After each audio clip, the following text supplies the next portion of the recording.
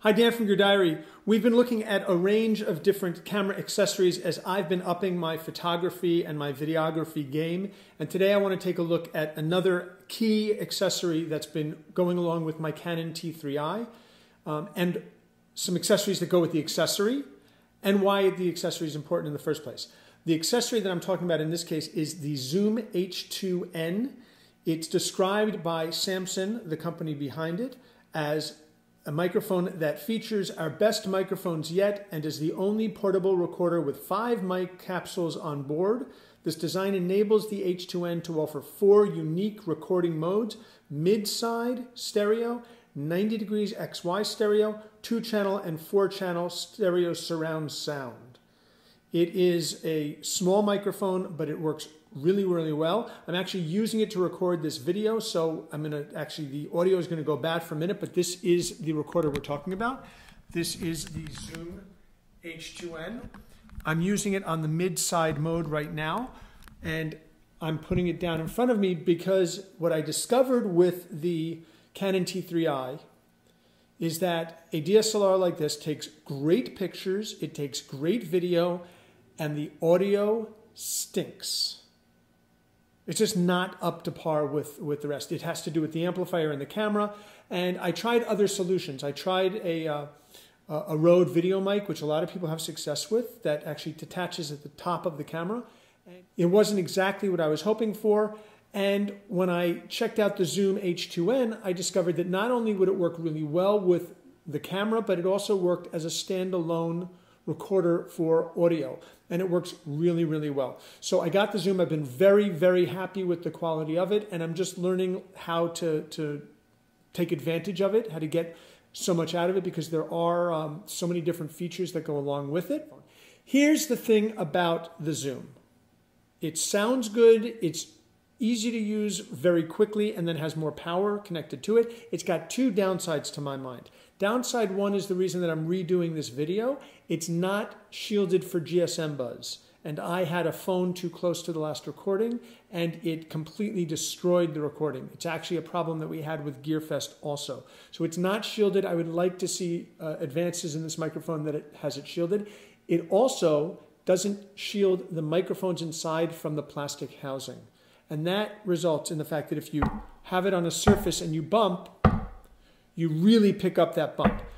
We had that a lot when we did the video when Judy and Carly and Mike were up here. In fact, we would put our devices down on the table that the microphone was sitting on, and it would get this huge boom. And I had to actually go through and try to reduce as many as possible. So those are 2 sides. It's a great microphone, and the MSRP is, we'll have it listed, is over $200, but I've seen it for as low as about $150 or a little bit more because it's not a new mic. So it's actually a really good deal. Here's the other downside with this microphone. It is made of plastic. It is relatively delicate. It's a work device, but it's a prosumer mic, I would say, because it's not designed to put up with a lot of use and abuse. And as a result, it's not something you're just going to throw in your gadget bag. The problem is it doesn't come with a case. It doesn't even come with a bag. So I went out and I actually bought the accessory kit, again, because it's not a new microphone. The accessory kit was nicely discounted at Amazon, and we'll have the link to it. But I wanted to take a quick look at what's in with the accessory kit. There is a wall charger cable, good, obviously, if you're using rechargeable batteries and you want to connect to the microphone itself. There is a cute little tripod, not the highest quality, but decent, and I've used it a little bit, and it gets really small and it works well. You can hear that bumping there. It works really well, and it's got a nice rotatable head as well. So it's certainly something good to keep in your bag, although I think keeping a Joby Gorilla Pod is probably the better way to go. It has a wired remote and an extension so that you can actually have the microphone a good distance away from you, and you can click the microphone to turn it on and turn it off. Really a nice thing to have, not really necessary. I certainly wouldn't have gone out of my way to buy it, but it was included. It comes with a windscreen. Haven't had the need for it yet, but I'm sure I will in the future. That fits right over it and really helps reduce the popping and the wind noise. It has this really unusual piece. This is a microphone stand attachment.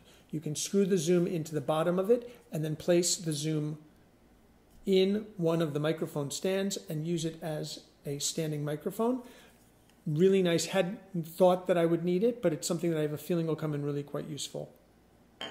And finally, the really important reason that I got the accessory kit is this carrying case and this shoulder strap. This allows me to take the microphone, throw the microphone inside, and throw it in my gadget bag and take the microphone along with me. All very worthwhile. You can get this alone, but for a few dollars more, the other accessories probably are going to come in handy along the way. Worth getting. Let's take a look around the microphone. We're going to use pictures, obviously, and talk through it. But what you have here on the top of the microphone is this dial, which gives you the XY stereo, the mid-side stereo, the 2-channel or the 4-channel, and you rotate it. People have complained a little bit about moving the dial. I haven't had an issue with it, and I don't have long nails. On the side of it, you've got the hold button and the menu button for using the menu on the microphone. You've got the play control. It'll play it up, down, reverse, advance, and it also becomes useful for toggling when you're accessing the memory. You've got the microphone gain button below that. Below that, you've got the on, off, and hold button, and you've got a little small hook for a wrist strap. Going to the other side, starting from the bottom, you've got the mini USB, not micro, really interesting choice. You've got the headphone jack, you've got the remote port plug control, you've got the volume up and down, and you've got the line in. This allows you to actually feed the audio directly into the camera. I tried that, didn't find it as successful as just recording separately and syncing up the audio, which is fairly easy to do. On the bottom, you've got the traditional mount, so you can put it on a tripod or on any of the stands included. You've got the slot for the SD card. It came with a 2 GB SD card. And on the front, you've got a really nice screen that will include shots in the video that gives you a lot of information, lets you track things, and the play record button. All of which combines into a really nice kit that, especially with the discounted prices now, is worth considering if you are looking to use a DSLR for video. All in all, this is a really good option. I'm very happy with it so far. I'm just learning about it. Couple of downsides: wish it had a carrying case, wish it had GSM shielding, and certainly wish that the microphones were shielded from the housing. But once you're aware of those two issues, it's not that difficult to avoid the problems. This is the Zoom H2N and the H2N accessory pack. I'm Dan from Gear Diary. Thanks for watching.